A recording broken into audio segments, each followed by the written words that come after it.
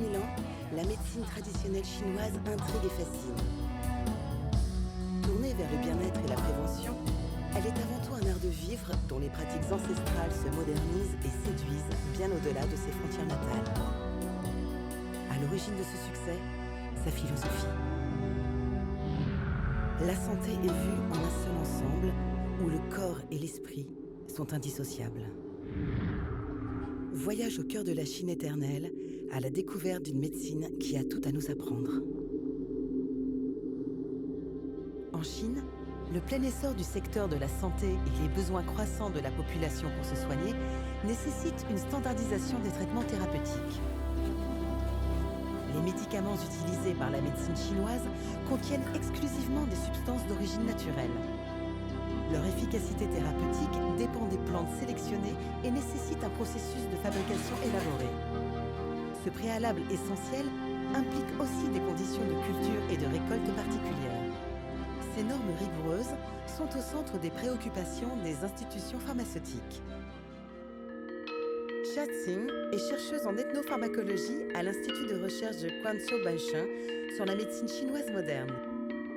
Elle met en œuvre des projets de développement pour traiter de nouveaux produits pharmaceutiques à base de plantes, contrôler leur qualité et s'assurer qu'ils soient cultivés correctement en vue de leur standardisation.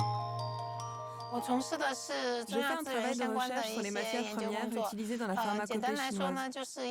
En quelques mots, il s'agit de garantir la qualité des plantes médicinales chinoises. Par exemple, il y a certaines espèces qui sont en désordre.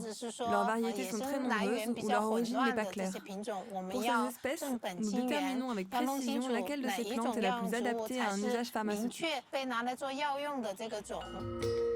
C'est dans le jardin botanique de Chenyang, où la société pharmaceutique a rassemblé près de 1300 espèces de plantes médicinales, que Jin étudie les nombreuses variétés de la Rhabdossiacea. Utilisée en Chine depuis des milliers d'années, cette plante entre dans la composition de nombreux médicaments. Sélectionner celles dont les constituants actifs sont les plus efficaces doit permettre ensuite de la reproduire à grande échelle. La Rhabdossiacea est utilisée pour soigner les maladies liées au foie et à la vésicule biliaire. Ce produit est assez populaire sur le marché. Ses ventes se montrent multipliées. Il faut pouvoir assurer la qualité des matières premières médicinales. C'est pourquoi nous examinons la provenance des plantes et nous établissons des zones de production des matières premières. La Rhabdossiacea est une plante sauvage. Comme toutes les plantes, la qualité de ses constituants actifs dépend de l'endroit où elle pousse. Les facteurs climatiques, tels que l'altitude, l'humidité ou la chaleur, influent sur son effet thérapeutique. Le monde des plantes regorge de mystères qu'il faut explorer sans relâche. Il y a beaucoup de choses qu'on ignore encore. Quelle est cette plante dont on parle? Peut-on l'utiliser pour ce médicament? Quel est l'endroit d'où elle vient? Parfois, il est fait mention des associations possibles pour soigner telle ou telle maladie. Cette tâche est assez difficile. Les résultats de ces recherches vont permettre d'effectuer des prélèvements de cette plante dans les zones identifiées.